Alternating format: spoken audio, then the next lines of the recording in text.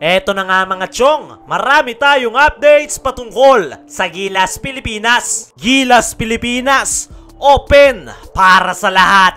Justin Brownlee, bad news sa Gilas Pilipinas. Ito nga si Justin Brownlee mga chong, ang ating naturalized player ngayong Asian Games. At alam nga nating lahat na kapag naturalized player ay talagang sasandalan ng kupunan, lalong-lalo na pagdating sa opensa. At mukhang mahihirapan nga si Justin Brownlee, hindi lang sa kanilang makakalaban dahil nagre-recover pa nga ito sa kanyang surgery. Problema nga ngayon ni Justin Brownlee ang kanyang paa dahil sa bone spurs injury. Nagkaroon na nga ng operasyon sa paa ni Justin Brownlee at sa ngayon ay nasa kalagitnaan nga si Brownlee ng kanyang pag-recover. At aminado nga ang Gilas coaching staff na hindi pa 100% ang ating resident import. At ayon nga mismo kay Coach Tim Cone ay inamin nga nito na hindi nga daw minor surgery ang ginawa sa paa ni Justin Brownlee. At usually ang recovery period nga daw niyan ay 4 to 8 weeks. Minsan ay tumatagal pa daw. At umaasa nga si Coach Tim na magiging 100% na rin si Brownlee bago magsimula ang Asian Games. At bilib na bilib nga si Coach Tim sa kanyang import dahil hindi nga daw ito nag-miss ng laro o practice. At kahit nga daw may iniinda si Justin Brownlee ay inilalaro niya nga lang daw yan. At tinawag pa ni Coach Tim na real gamer at malaki nga daw ang chance ni Brownlee na makakuha ng medalya ngayong Asian Games. Sa ngayon nga mga chong ay nasa kalagitnaan ng recovery itong si Justin Brownlee. Sa September 23 na nga magsisimula ang Asian Games at naniniwala ko mga chong na on time ay makaka-recover itong si Justin Brownlee.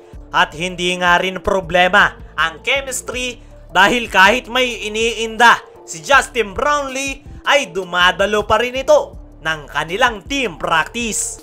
Dahil gustong gusto talaga nitong tulungan ang ating national team kahit ano pa ang mangyari ngayong Asian Games. Eto, real talk mga chong, si Justin Brownlee talaga ang pinakakailangan ng Gilas Pilipinas. Kahit walang dugong Pinoy, ay kitang-kita mo nga sa attitude ni Justin Brownlee na gusto talaga nitong makatulong kahit pa may iniinda itong injury. Handa ngang isakripisyo ang lahat ni Justin Brownlee para sa Gilas Pilipinas dahil nabanggit nga nito noon na napakalaki daw ng kanyang utang na loob sa Pilipinas dahil sa Pilipinas nga daw nabuhay muli ang kanyang basketball career.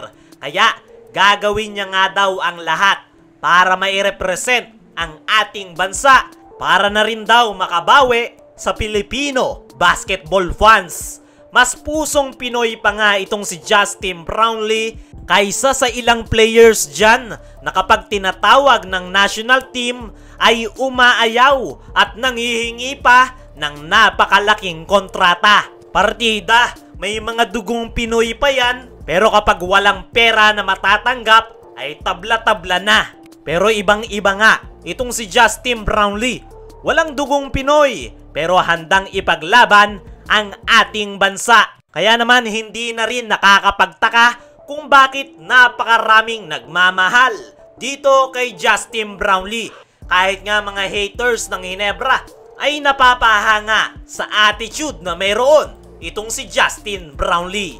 Sa kabilang banda, Gilas Pilipinas, open para sa lahat. Matapos nga ang disappointing performance ng ating national team sa nakalipas na FIBA World Cup, ay sinimulan na ngang i-take over ng SMC ang ating national team at nag-umpisa na nga sila ngayong Asian Games. At para nga makabawi sa Gilas Pilipinas fans, ay open nga para sa lahat ang ating national team.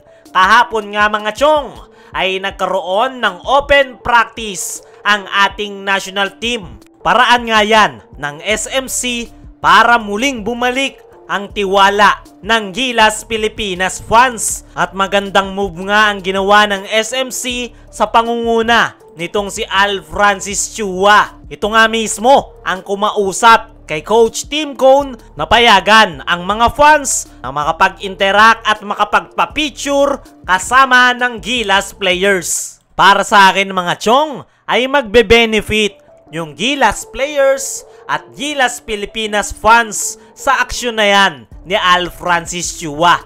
Para sa players ay mas mararamdaman nga nila ang suporta ng Gilas Pilipinas fans. Medyo mababawasan nga yung pressure dahil alam naman natin na maraming dismayadong Gilas fans sa nakalipas na FIBA World Cup. At dagdag moral nga yan para sa ating national team dahil mararamdaman nga ng Gilas players na nandoon ang kanilang tiwala para sa darating na Asian Games.